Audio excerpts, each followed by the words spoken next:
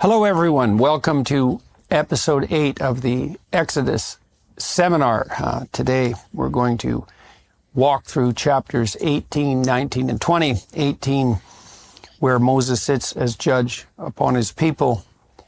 19, the initial events at Mount Sinai. And then 20, the Ten Commandments.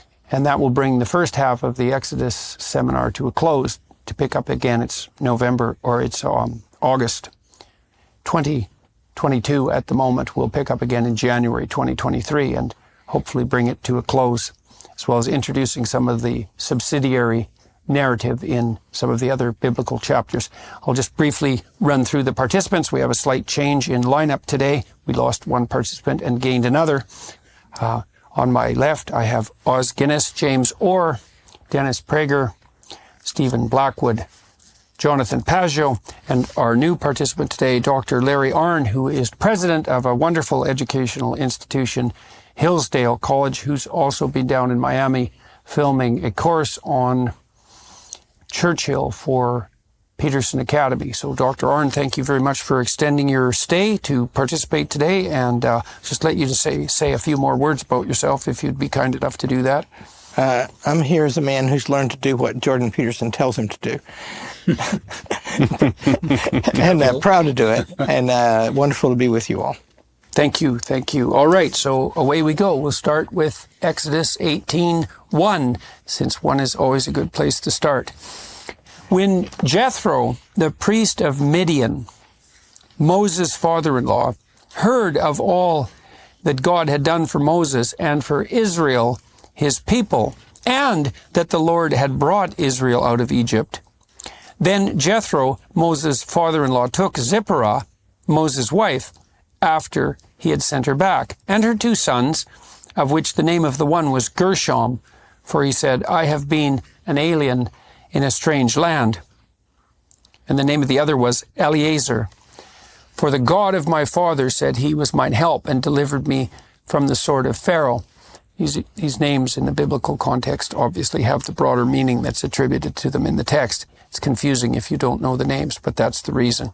And Jethro, Moses' father-in-law, came with his sons and his wife unto Moses into the wilderness. Forgive me, I'll explain the word, and it'll be very interesting. Please do. So Eliezer, El is God.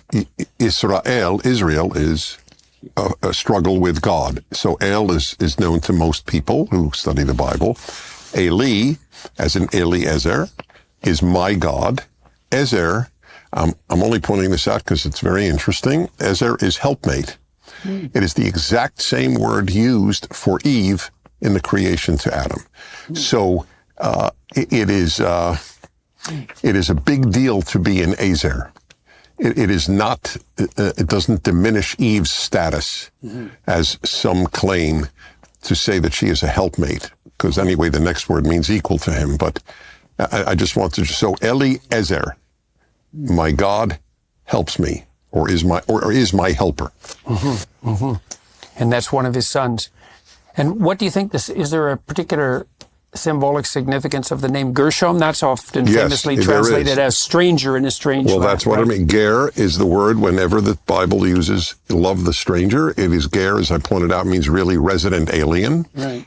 And Sham just means there. Right. And so the stranger in a strange land is also represented in the narrative context here as one of Moses' sons. Yeah. So something very It's like the close to him. transition itself. You can see in the name of his 2 sons the difference between the time in Egypt and now this new period that they're going through. So that's echoed as well. Yeah, like a little microcosm is in his own family of what the whole story of Israel is.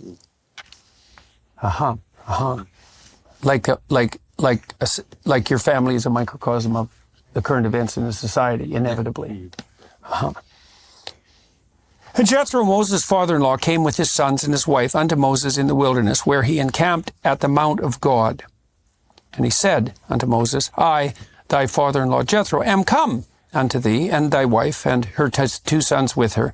And Moses went out to meet his father-in-law, and did obeisance, and kissed him. And they asked each other of their welfare, and they came into the tent. And Moses told his father-in-law all that the Lord had done unto Pharaoh. So what have you been up to, Moses? It's like, well, there was a sequence of plagues, and there's this whole Red Sea thing. How about you, Jethro?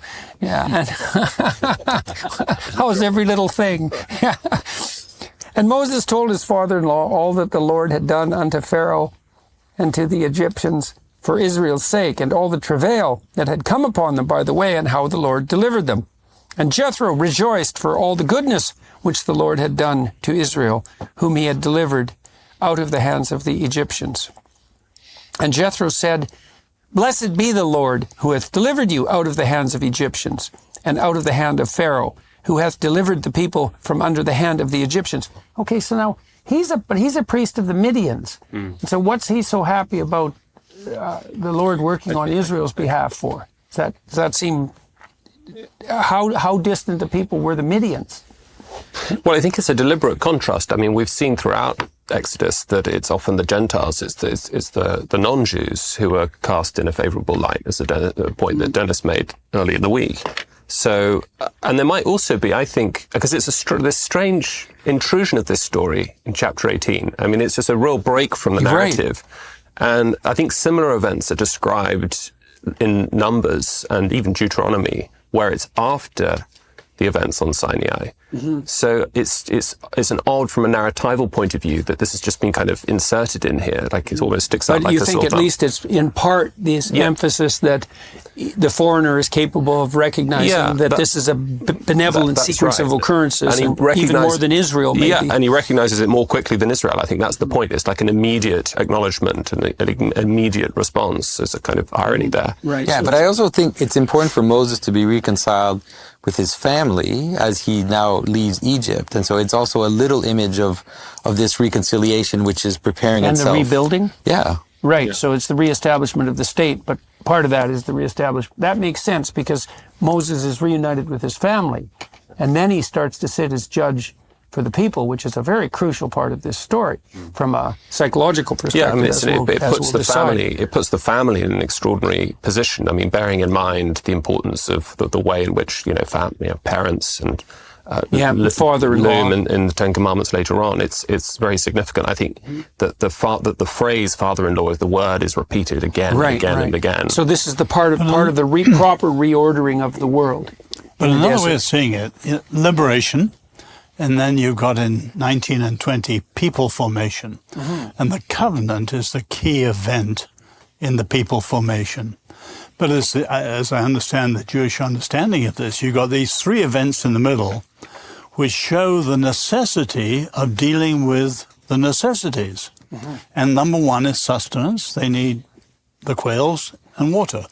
Number two is protection from external enemies. And number three, we're coming to, you need some primitive ordering, administration. And that starts here with the family. It starts here with But Jethro. also with what Jethro is going to recommend. Right. And it's very interesting but that it's Jethro Jethro's who recommends system is not enough. No. And what the Lord gives in the covenant is richer, deeper than anything that Jethro brings in. And that's how I see it, these three things. Yeah, I think that's right. There may be a contrast too with Amalek. So it's as if the Gentiles are presented both as foe and as friend. And that will be the story of Israel, of course, the constant. So that the Gentiles aren't automatically enemies. They can see Jethro says next, now I know that the Lord is greater than all gods, for in the thing wherein they dealt proudly, he was above them. Yeah. So I think they're types. Amalek is a type of the hostility and enmity shown towards Israel. And Jethro is effectively the sign, the wise foreigner. Type of the wise foreigner, the friend, and we'll the Gentile see that who welcomes Israel. Continue all through the story up to King Cyrus. And it started, of course, in the second chapter when Moses helped the daughters of Jethro water their flocks because he fought off the shepherds. And when they got home, he said, "Why are you back so early today?" And they said, "Well, this Egyptian came in." And Jethro asked, and he says, "Well, where is he? How have you not called him in to have dinner with us?" Yeah. And so there's already the wisdom of acknowledging the hospitality. Yes. So Jethro's being presented continually as the benevolent foreigner. Yeah, and wise. Of high moral order. The family... No. After you, Dennis. All right, thank you. It's just a note, a non-theological note. Clearly, Moses was not with his family this whole time. Yeah. Yeah. And there's an implication, I think, in the Torah text that his children did not amount to much. We hear nothing about them ever, which is very rare in the Torah. So it was a sacrifice, in some sense, on Moses' part and his family. Right. Well, on the family's part, certainly. Yeah. It's actually a little sad. It's the whole question of can great men produce normal children is just, I guess, an open question. Mm-hmm. Mm-hmm. But there's another addition. The prophets don't have sons, do they? The priests have sons who succeed them. The prophets don't. Right. They're one off. Well, God appoints prophets, whereas Right, so it's not genealogy part of the appoints lineage. priests. Yeah. And there's Right, another a unique comment here. occurrence. I mean, Moses kisses his father-in-law, sort of masculine greeting. There's no mention of any endearment with his wife. And people have made the point you said, that he was the father to the nation almost, not particularly yes. to his own family. Normal for a man to try to impress his father-in-law. Yeah, well, he seems to have done a pretty good job on this front. And Jethro, Moses' father-in-law, took a burnt offering and sacrifices for God. And Aaron came and all the elders of Israel to eat bread with Moses' father-in-law before God. Could just make a brief reference to the idea of burnt offering. I mean, the idea in this archaic sense, in some sense, is that, well, if you take the animal and you burn it, then the smoke rises, and God is that which is above, and so God can detect the smoke, and then he can detect the quality of the offering. So that's the idea behind the offering, and it is archaic. It's not the way that modern people think about sacrifice, but I think about it psychologically as a developmental move towards full recognition of the idea, first of all, that work is a form of sacrifice and vice versa, and that because you sacrifice the present to the future at least, but you also sacrifice everything to your highest priority, if you're not confused. And then that brings up the question of what the highest priority should be and what the quality of the sacrifice should be.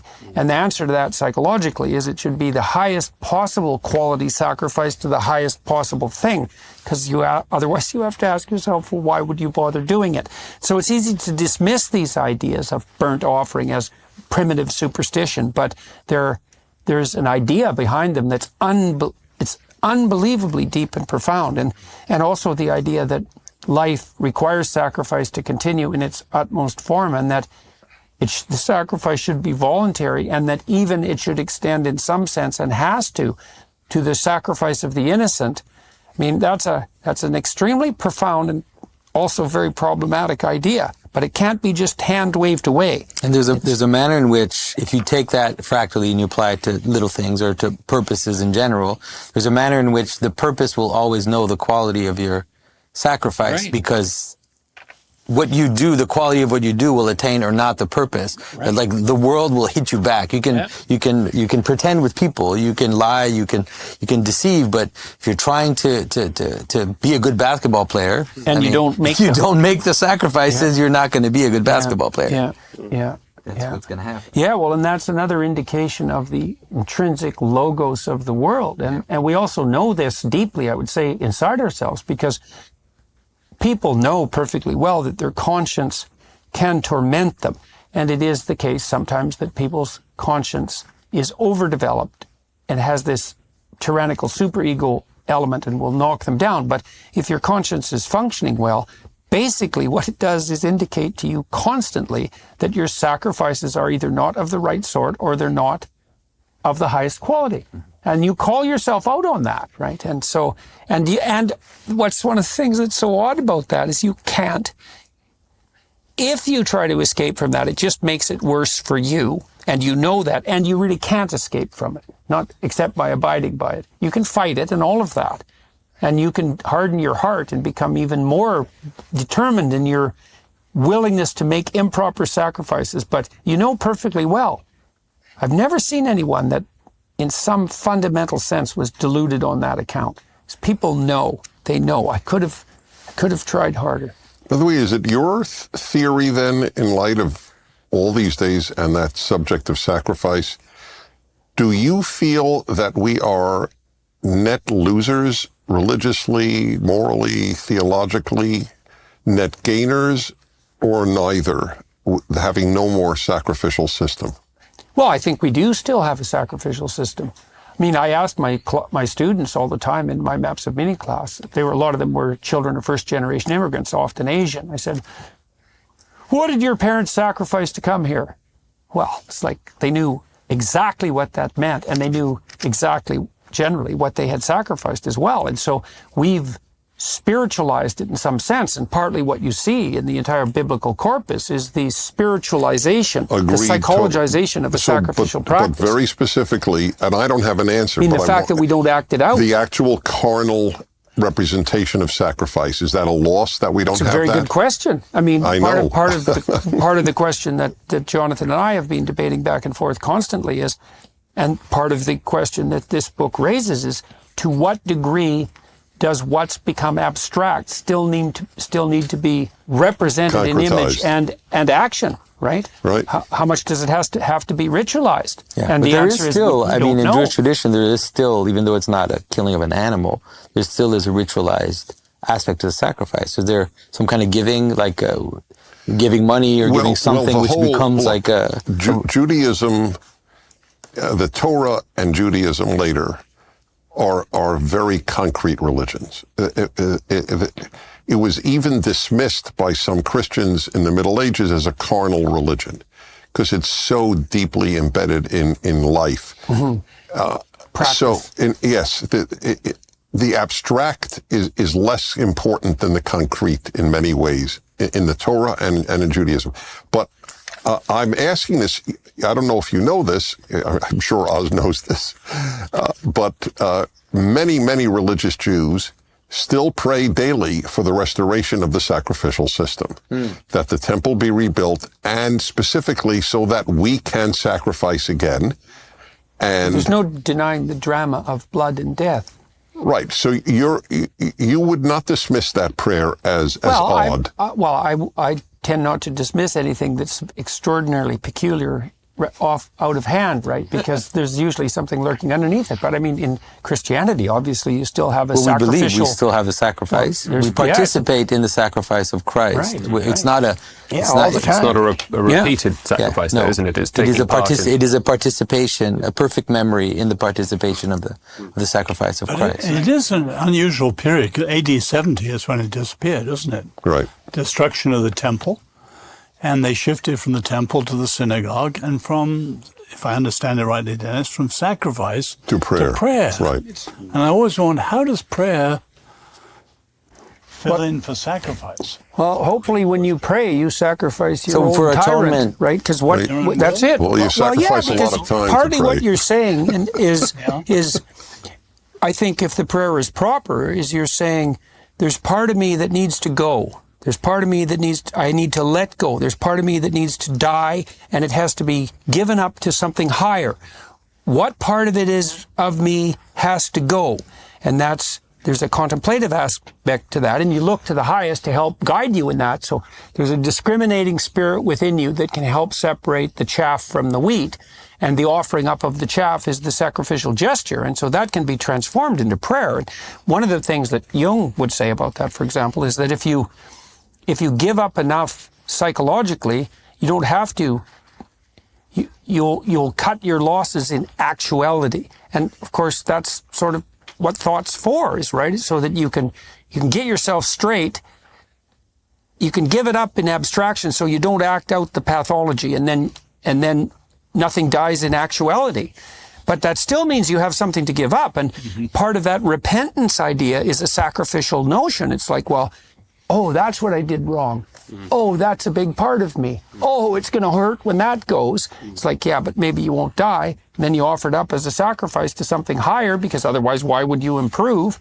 And that discriminating spirit inside that judges what's in you that should be sacrificed, that wouldn't even exist unless it was existing in relationship to something higher, because there'd be nothing to serve as a judge. And so that's all reflective of something. If it's not a heavenly hierarchy, it's a bloody close approximation of one. So I've been wondering as we've been reading this, whether the fundamental question we should be asking is whether Exodus is in a deep sense simply a depiction of reality itself. Like that, I think, is the claim of the text, right?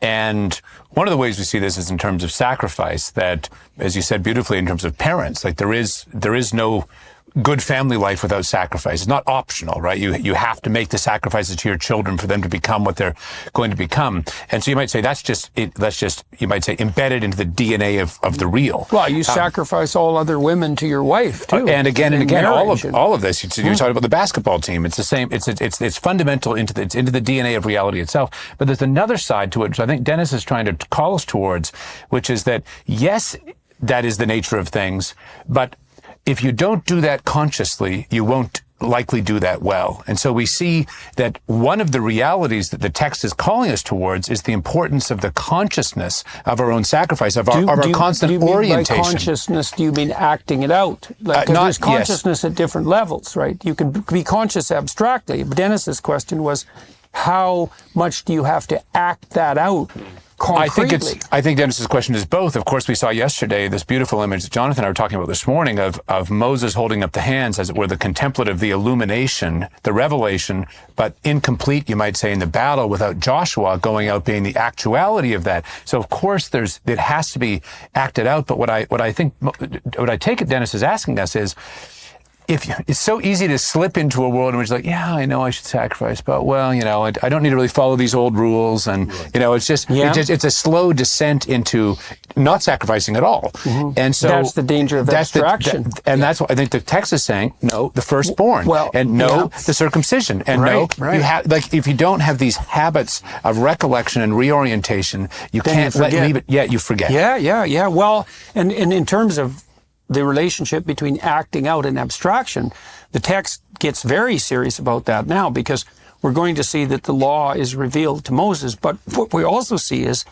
Moses practices the law a very long time, concretely, without knowing its structure in any explicit sense. He practices it for God only knows how long before its structure is revealed to him. So even when the law is coming down from God on high, a prerequisite to that apparently is the pre-existent practice. So because this is what happens next, and it came to pass on the morrow that Moses sat to judge the people. And the people stood by Moses from the morning unto the evening. Now why? Well, now they're out in the desert, and there's no superordinate authority. And so what's happening? It's like the birth of English common law in some sense, is that the people get all fractious. They're murmuring not just against God, and they're doing that, but they're fighting with each other all the time. They have disputes, and they don't know what to do about the disputes, which is what makes them disputes. They don't know what the mediating principle is, or the higher order principle. And so, Moses is stuck with that. So they're all squawking away, following their whims and greed out in the desert, and they come into conflict, and Moses has to sit and judge. And put it in terms of Nebo's bookends, they've escaped authoritarianism, but they have no structure, so they verge on anarchism. Right. And we should point out very clearly that they're out of the tyranny, and they're in the deserts. Now they're free, but they're not free. They're just at each other's throats. And so this is the danger of the deterioration of an overarching system. Even if it's tyranny, it's like, at least we had the Pharaoh to tell us what to do and make sure we had enough to eat. And now we're out in the desert, and we're completely useless, and we're at each other's throats. And that's the freedom of no structure in the desert. Disordered, And we see this again and again in the wake of the big liberation movements. The French Revolution, of course, the Russian Revolution, in fact, even English Revolution too, even a revolution inspired by Exodus itself. There's a liberation. That's what the king was for. Exactly, which leads to just a kind of sort of anomia, complete lawlessness. And that's the anarchy that the idiot anarchists are always trying to promote. It's like, if we just get rid of all structures of order, and the libertines do the same thing. It's just to be paradise on earth. It's like, no, it's just like a descent into this Hobbesian animalistic chaos. And then the way the Rousseauian types deal with that is they say, well, people are only evil because society made them so. It's like, that so shows you don't really know very much about people, and you better bloody well be sure you're not around in the aftermath of your revolution. So, because it's also often, it's so Lord often of the Flies. the case that, the Lord of the Flies, it's very often the case too that it's the people who are naive about the utopian structure of the post-revolution order that are the first sacrificial victims in the consequent desert. Robespierre and the Girondins in 1793, well, 1794. And the old Reds in the Soviet Union, it's like they were gone real Os fast. Guinness credit. Os Guinness's theory, which I 100% subscribe to, is the battle today is between the Sinai and the French Revolution. It's 100% correct. That seems right. And I'm happy to publicize you as the author of that notion. So do you want to elaborate on that briefly? No. Oh, you mean in terms of America? Well, or America was founded with this ordered freedom, and now everything's coming down from the French Revolution, postmodernism, all that. Right.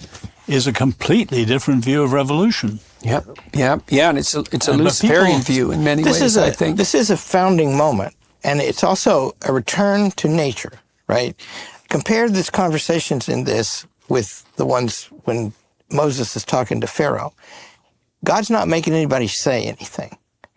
And he's got his thumb on the scale when Moses doesn't want to have the conversation, you got to have it. Pharaoh wants to agree, God hardens his heart. In other words, he's pushing an outcome. But this reads like, well, if you've been gone for a long time doing a bunch of venturesome stuff and you see your father-in-law and you're back in the family. And now you got to figure out a way to govern yourself because God's not telling you every minute. And that's, so this he's is not a tyrant either. That's very explicitly not. In other words, he wishes our good. And that's why he made us like him in one respect. And so this is like a debate between the French Revolution and Sinai. Yeah. And they've got to figure out how to do it. This is also a prodrome in some sense to the English common law tradition, because what happens here, this is so cool though, even though the law descends from on high, that's not exactly right, because the people are having conflicts and then Moses is aggregating the law by adjudicating. And one of the things you have to understand, obviously, is that if two people come to you in conflict and you merely tyrannize one of them, say, no, I don't have time for you, you get what you want and you don't, then there's no mediated conflict. That's just going to rekindle in no time flat. What you have to do is you have to go through the conflict with discriminating justice and mercy, and you have to reconcile the conflict in relationship to some transcendent third place that satisfies both parties. They have to see it.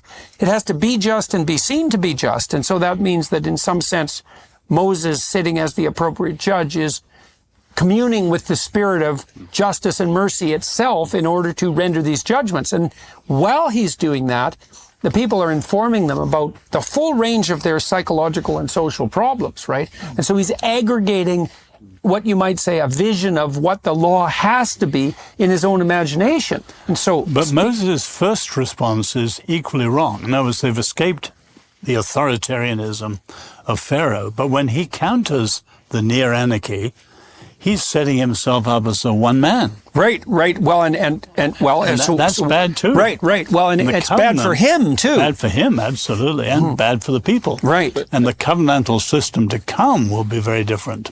Right, and we see the emergence of that realization right in this part of the text as well. So he's not Pharaoh, but there are incipient dangers in what he's doing. Right.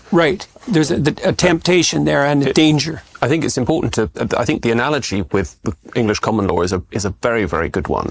But in the English common law, you have the development of a system of law based on concrete disagreements, contractual disputes. And what's going on when a judge is trying to, Blackstone is the great sort of father of English common law jurisprudence. what's going on there, as Blackstone says, is the discernment of the principles of natural justice. Yes, it's not as if the judges are just often we use the phrase judge-made law to distinguish from statute law. That's not what's going on. The thought discovering. It's judge-discovered law. And I think that's part of the significance of the figure of Jethro. He's, as it were, he's outside the people of Israel, but he still sacrifices not to Yahweh, but to Elohim in verse 12. So he's still got that, and as we'll see, he starts to give very sensible advice. But it's not, as it were, revealed reason. It's natural reason. It's the reason written on the law, written on the hearts of the Gentiles. Well, you can tell that if you're having a dispute with your wife and the two of you commune in relationship to the dispute and you come up with a solution, the reason you regard it as a solution in some real sense is because it follows the laws of natural, I would say, the optimal balance of justice and mercy, because you both say, oh, that will work. And not only will that work, but that satisfies me and it satisfies you, and then it satisfies both of us, or maybe we're really in a good situation and we think that's an even better solution than either of us wanted. It's not like that's arbitrary. Right. Not at all. And I think that's why this theme of creation, the giving of the creation of the natural order, and the creation of moral order that's about to emerge are seen as completely intertwined. Yeah. That is to say that creatures bear within them a kind of, at least in an embryonic form. Yes, a nascent form. A capacity to discern the principles of moral order. Yeah, well, you certainly see that in animal behavior, and the sophisticated animal behaviorists who exist now have laid out very clearly, especially Frans de Waal, the nascent emergence of something like an iterative sense of reciprocal justice among, say, chimpanzees, other primates. Clearly, you can see it in rats, complex social animals. There's a sense of reciprocal justice, something like that. It's nascent, right? Because it's not representational, but it's nascent in Moses too. At this point, he doesn't know the law.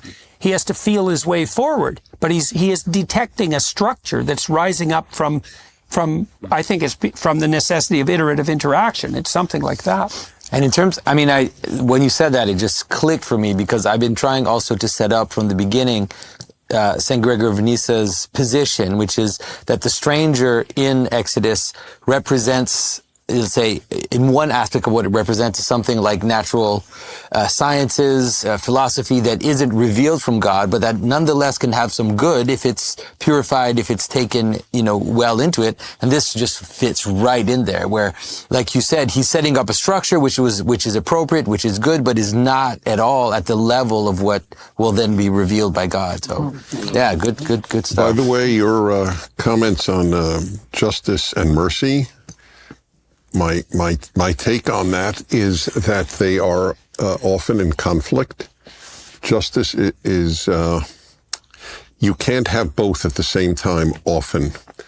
To put it in very concrete terms, justice is justice and mercy is social justice. That is the reason people use the term social justice. Why do they add an adjective to the term justice? Why does justice need an adjective?